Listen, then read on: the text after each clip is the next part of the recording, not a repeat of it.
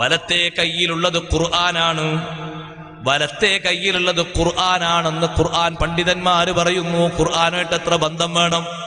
വലത്തെ ഭാഗത്ത് പ്രകാശമുണ്ടാകാൻ കാരണം വലത്തെ കയ്യിൽ ഖുർആനാണ്.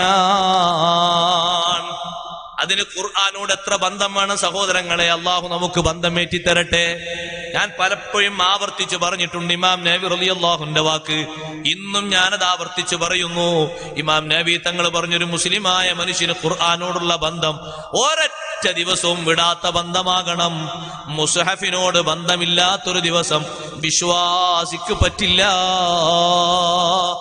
അപ്പോൾ ഇമാം നബി തങ്ങൾ അവിടെ വിശദീകരിച്ചു, ഹൈലുള്ള പെണ്ണെങ്ങനെ ഖുർആനോട് ബന്ധം പുലർത്തും, നിഫാസുകാരിയായ പെണ്ണെങ്ങനെ ബന്ധം പുലർത്തും. ഇമാം നബി റഹ്മത്തുള്ളാഹി അലൈഹി പറഞ്ഞു, അവർ ഖുർആനിലേക്ക് നോക്കിയിട്ട് ബന്ധം പുലർത്തണം. തൊടാൻ അവർക്ക്